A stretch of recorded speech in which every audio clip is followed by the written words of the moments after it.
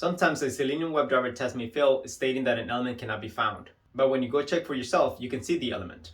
And this may be due to a timeout issue. These things can arise, for example, when you have a page that takes a little while to load or some dynamic elements on the page. And the way we handle timeouts in Selenium is by using waits. There are two main types of waits: implicit waits and explicit waits. Today we're going to discuss explicit waits. There are two main categories of these. You have WebDriver wait and Fluent Wait. We're going to take a look at how we can use a Fluent Wait to make our test more reliable. I'm Marco Cruz and you're watching automateNow. Let's dive in.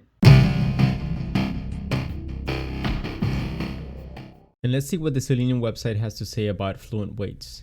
It says here that a Fluent Wait defines a maximum amount of time to wait for a condition, as well as the frequency with which to check the condition. We can also ignore specific types of exceptions while we're waiting. So in the last video, we discussed the other type of explicit wait, which is this one up here. And this one uses the WebDriver wait class. But with this one, we only needed to specify a web element along with the timeout.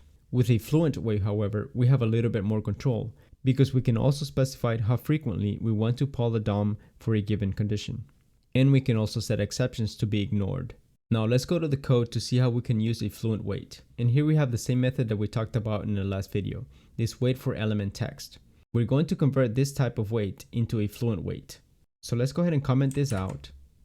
And we're going to say wait, and then in angle brackets, we're going to type WebDriver.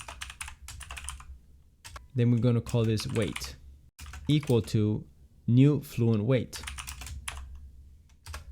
And we need to pass the driver here. Then we're going to say dot with timeout. Up here we use 3 seconds, so let's go ahead and use 3 seconds also. And we're going to say duration dot of seconds and say 3. Next we're going to say dot polling every, and this method allows us to control how frequently we want to poll the DOM. In the last video we learned that this wait here polls every 500 milliseconds. So now let's go ahead and poll every second. So we're going to say duration dot of seconds, and we're simply going to say 1 here. Next we're going to say dot ignoring, and here we can type any type of exception that we want to ignore. So in our case we're just going to use the example that we got from the Selenium website, this one, not such element exception. I'm going to type that in here, dot class. The last thing we need to do is to copy this code here and paste it down here, and now we're all set. So just to recap here, this code here is doing the same exact thing that this other code was doing here, except that now we have more control by setting the polling duration and by specifying the type of exceptions that we want to ignore. Notice that we're only using one class here, but we could add more classes if we wanted to by simply adding a comma here in the name of the other class that we want to ignore. Please keep in mind that even though we're specifying a duration of 3 seconds here, that doesn't mean that our tests are going to stop execution for those 3 seconds. If we happen to find the element text right away, say after 1 second, then our test will continue execution right away. It will not sit there for the whole 3 seconds. And just to show you that this code is the same as this code up here, I'm going to run the same test that I run in the last video. In case you didn't watch that video, we're going to navigate to automatenow.io and then go to the sandbox page.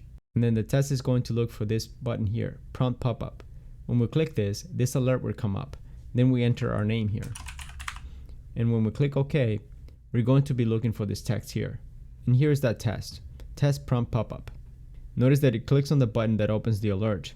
Then it says this name in the alert. Then it clicks the OK button. And then we call this method here that expects to find this text here. If we inspect this method here, wait for prompt pop-up result, we're going to see that it's calling wait for element text, which is the method that we just refactored here. So let's go ahead and rerun this test.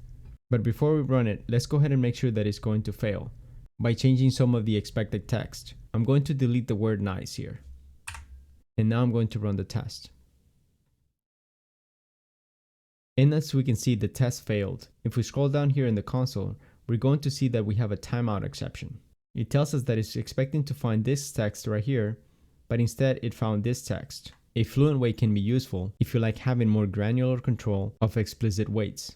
In the next video, we're going to discuss the last type of wait that I like to refer to as a hard wait. Please stay tuned.